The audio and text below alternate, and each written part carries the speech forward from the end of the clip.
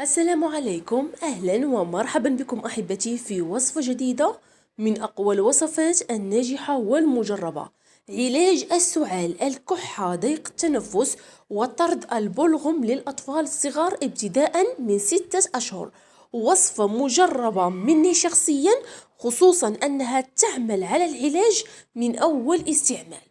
وصفة سحرية بمكونات بسيطة جدا لكل من لديه أطفال صغار يعانون كما قلت لكم أحبتي من الكحة الشديدة، من السعال، ومن البرغم، ومن سيلان الأنف. وصفة سهلة جدا وقوية للغاية، فقط أتمنى منكم أحبتي مشاركتها مع كل سيدة لديها أطفال صغار، كما وأنها بدون أضرار جانبية، والنتيجة تظهر لكم أحبتي من أول يوم، إلا أنه يتطلب منكم استعمالها بالطريقة التي سوف أقولها لكم.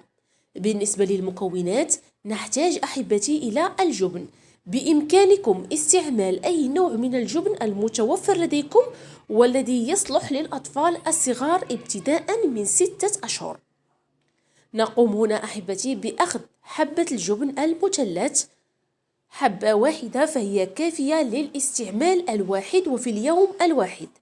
نقوم أحبتي بعد ذلك بإضافة باقي المكونات، وهذه الوصفة فهي مجربة من أبناء الصغار شخصيا، نتائجها مذهلة ورائعة، فقط تتطلب منكم أحبتي استعمالها لأطفالكم بالطريقة الصحيحة. بالنسبة للمكون الثاني نحتاج إلى زيت الزيتون، ولا يخفاكم مدى المنافع التي يحتوي عليها زيت الزيتون، خاصة في علاج الكحة السعال بطريقة سحرية ورائعة. بعد ذلك نقوم بإضافة حوالي من 2 إلى 3 ملاعق كبيرة من زيت الزيتون، فهي كافية. ثم نمر أحبتي الآن إلى إضافة المكون الثالث والأخير، وسبحان الله هذا المكون رائع جدا في العلاج، فيه العديد من الفوائد الصحية والرائعة جدا خاصة للأطفال الصغار، وهو أحبتي مسحوق الكمون. بالنسبة للكمون يستحسن أحبتي أن تقوموا بشرائه على شكل حبوب وتحضيره في البيت، إزالة الشوائب، غسله جيدا، ثم القيام بطحنه في الخلاط الكهربائي من أجل أن تضمنوا جودته، وكذلك من أجل أن تكونوا متأكدين أنه يحتوي فقط على الكمون. هنا أحبتي قمت بإضافة نصف ملعقة صغيرة. أتمنى منكم دائما احترام المقادير، ونحتاج أحبتي إلى نصف ملعقة صغيرة فقط من مسحوق الكمون فهي كافية. نقوم بإضافتها إلى المكونات، ثم نقوم أحبتي بخلطها جيدا حتى تتجانس مع بعضها البعض. طريقة سهلة جدا في المتناول، كما وأنها بمكونات صحية ومفيدة، وهذه الوصفة كما قلت لكم أحبتي فهي مجربة من أبناء الصغار.